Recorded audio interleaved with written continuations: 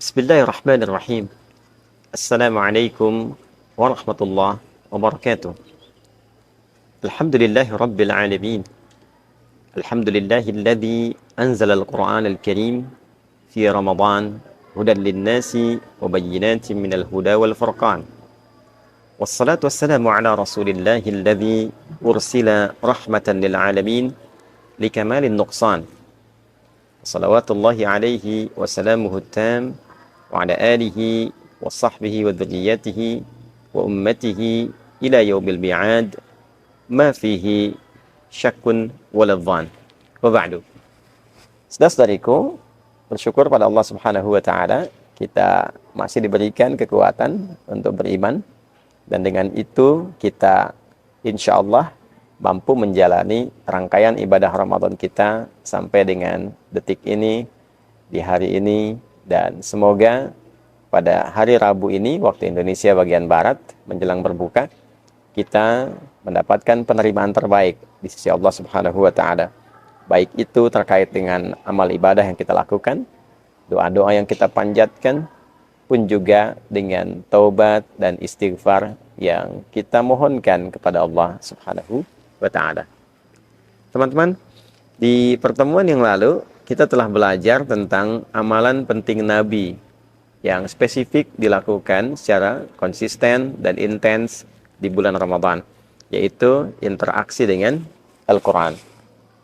Di pertemuan yang lalu kita telah ulas bahwa metodologi atau cara berinteraksi dengan Al-Quran setidaknya didapati secara umum 3 cara utama. Ada dengan sekedar membaca dengan tujuan bisa menghatamkan Al-Quran dengan bacaan yang benar tentunya, dan dengan bimbingan yang baik sesuai dengan apa yang diajarkan oleh Nabi Muhammad SAW. Ini disebut dengan qiraah umumnya. Ada juga yang kedua, yaitu metode untuk mengkaji kedalaman makna Al-Quran yang seringkali disebut dengan tilawah, memahami arti dengan harapan bisa mengamalkan sesuai dengan kedalaman maknanya. Kadangkala proses pendalaman ini ada juga yang disebut dengan tafsir, mencari penjelas dari bacaan-bacaan yang kita dapati, ayat-ayat yang kita temukan. Yang ketiga, ini yang paling menarik, juga ada cara interaksi yang dengan ini hasilnya dapat memudahkan kita membawa Al-Quran kemanapun. Ia hadir saat dibutuhkan, ia datang memberikan petunjuk, ia menenteramkan jiwa yang gelisah, dan membawa kedamaian dalam setiap beraktivitas. Itulah hafalan, itulah hifdzul Quran, itulah anugerah yang Allah berikan kepada hamba-hamba terpilih yang menginginkan Quran hadir dalam jiwanya. Demikian disampaikan di dalam Quran surah ke-35 Fatir di ayat 32. Tsumma awrathnal kitaba alladzina istafaina min ibadina. Kemudian dengan keagunganku Allah menyampaikan, aku wariskan Al-Quran itu, aku anugerahkan Al-Quran itu kepada hamba-hamba terpilih, kepada hamba-hamba tertentu dari golongan hamba-hamba Allah Subhanahu wa ta'ala. Teman-teman, penting diketahui dan kita tanamkan pada diri kita, jika ada redaksi di dalam Al-Quran, kita temukan menunjuk pada satu tantangan pilihan untuk hamba-hamba terpilih, untuk hamba-hamba yang istimewa. Sepanjang itu tidak dikhususkan pilihannya kepada kalangan Nabi dan Rasul, maka sifatnya terbuka. Contoh yang dikhususkan kepada Nabi dan Rasul, ketika Allah memilih Adam alaihissalam, memilih Nuh alaihissalam, memilih keluarga besar dari Nabi Ibrahim alaihissalam, pun demikian memilih satu kalangan keluarga dari keluarganya Imran misalnya. Di Quran surah ketiga Ali Imran di ayat ke-33. Inna Allah astafa Adama wa Nuha wa ala Ibrahim wa ala Imran alal alamin. Ini tentu spesifik, khusus. Tapi ketika kalimatnya dibuka, sifatnya umum, bukan pada kalangan tertentu yang spesifik membawa risalah dalam kehidupan, seperti risalah kenabian, tugas kenabian, risalah kerasulan, tugas kerasulan, dan lain sebagainya, maka ia menjadi satu tantangan umum, mengajak kepada siapapun untuk masuk pada golongan elit itu, golongan terbatas itu, golongan istimewa itu. Contoh, ketika di Quran surah ketiga Ali Imran, di ayat 37, Sayyidah Maryam alaihissalam menyampaikan kepada pamannya Zakaria alaihissalam bahwa Allah memberikan rizki pada siapapun yang ia kehendaki tanpa batas. Innallaha yarzuqu man yasha' bighairi hisab. Paman, seperti kita ketahui, sungguh Allah akan melimpahkan rizki tanpa batas pada siapapun yang ia kehendaki. Maka Nabi Zakaria alaihissalam membaca itu dengan bacaan umum tadi. Artinya, siapapun yang menginginkan rizki tanpa batas dari Allah Subhanahu wa Ta'ala, maka masuklah pada golongan yang dikehendaki oleh Allah itu. Apa di antara sifat yang terdapat di ayat itu? Maka tingkatkan ibadahnya, lakukan di mihrab, dekati Allah dalam kebaikan, jadi golongan elit. Ketika kita menempatkan diri sebagai golongan elit dalam ibadah untuk mendekati Allah, maka konsekuensinya dibukalah pintu rizki tanpa batas oleh Allah Subhanahu wa Ta'ala. Itu contohnya. Kaitan dengan ayat interaksi dengan Al-Quran, khususnya keistimewaan menghafal Quran, Allah membuka kalangan elit, ahli Al-Quran, penghafal Quran khususnya untuk seluruh hambanya. Dan ditempatkan itu dengan motivasi yang sangat luar biasa, dengan kalimat yang sangat khusus, yaitu hamba Allah yang mendapatkan warisan Al-Quran. Tsumma awrathna al-kitaba alladhina istafaina min ibadina. Kemudian kami pilih, kami wariskan Al-Quran itu dengan keagunganku, kata Allah, kepada hamba-hamba terpilih, kepada hamba-hamba terbaik, hamba-hamba kalangan khusus. Ayat ini membuka ruang untuk siapapun, mengajak. Kalau dalam kalimat bebasnya, ayolah jadi golongan elit, jadi golongan yang khusus, jadi golongan yang istimewa. Siapa golongan ini? Jadilah orang-orang yang menempatkan dirinya sebagai pewaris Al-Quran, sehingga dengan itu diistimewakan oleh Allah Subhanahu wa Ta'ala. Jadi jangan sampai salah menyimpulkan dengan mengatakan, oh saya tidak terpilih, mungkin hanya si fulan saja di ahli Al-Quran. Tidak. Ayat ini memberi kesempatan pada siapapun. Sekali lagi, ayat ini memberi kesempatan pada siapapun.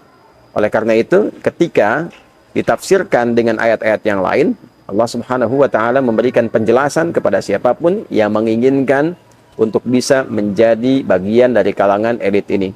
4 kali disebutkan dalam Al-Quran.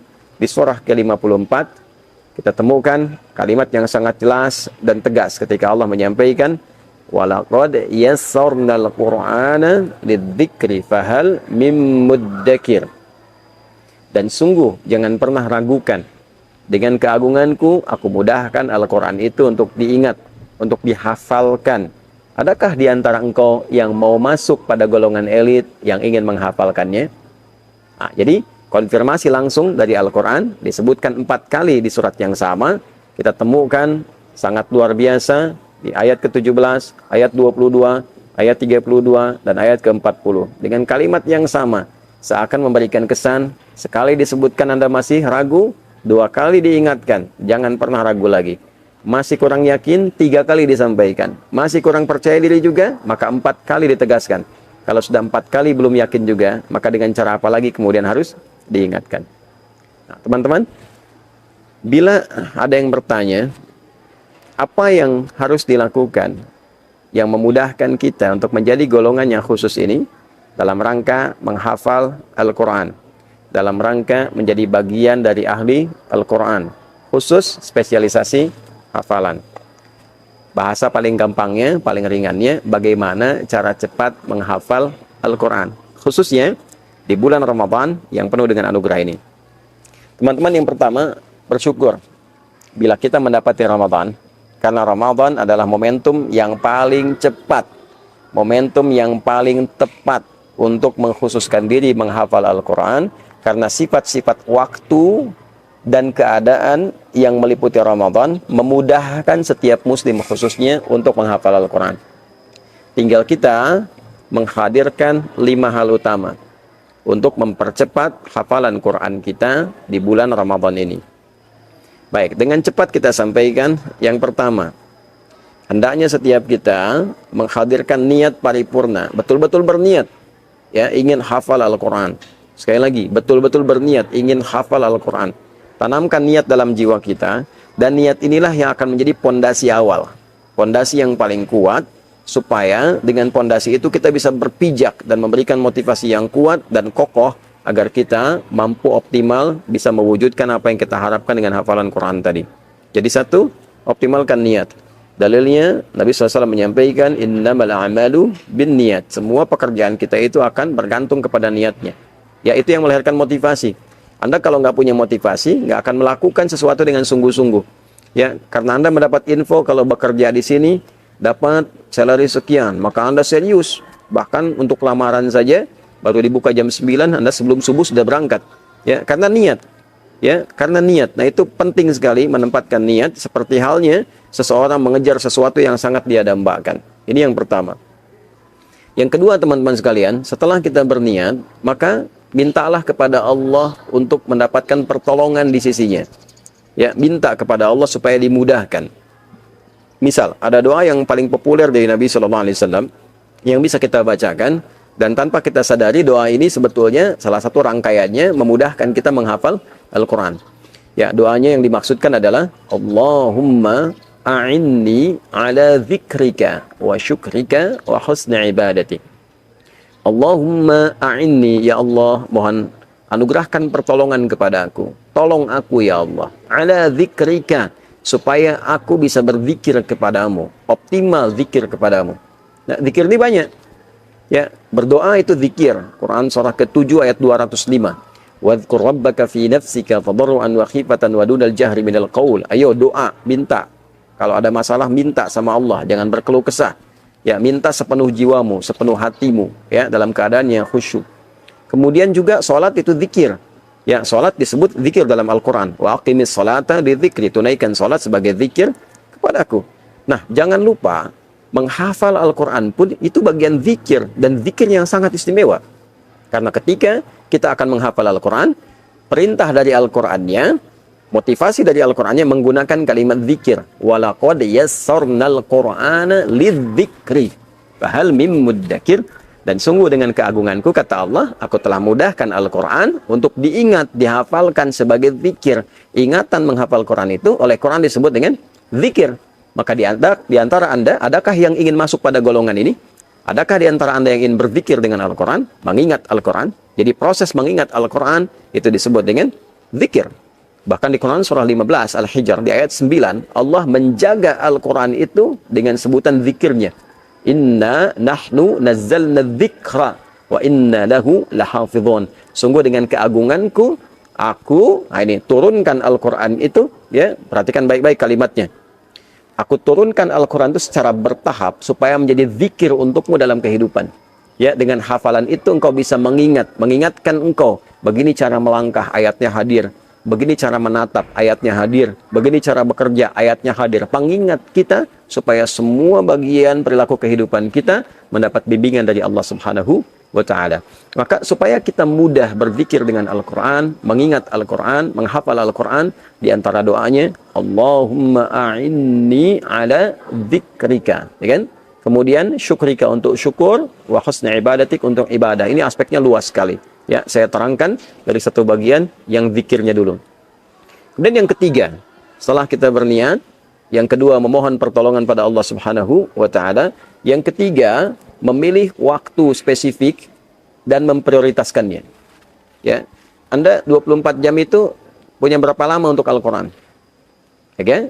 Dalam 24 jam, masa nggak ada sedikit pun waktu untuk bisa digunakan dengan Al-Quran? Kan cukup luar biasa. Cari dunia aja bisa berjam-jam tuh. Berangkat gelap, pulang gelap. Masa cari akhirat nggak punya ya, waktu yang kita bisa investasikan? Nah, misal, saya dari 24 jam punya waktu 1 jam. Ya, kapan 1 jamnya? Apakah sebelum subuh, ya kan? Nah, apakah misalnya setelah tarawih, ya? Ambil waktu yang sangat singkat, atau bagi dua. Saya mau ambil setelah subuh setengah jam lagi setelah tarawih, dibagi 2 bagian.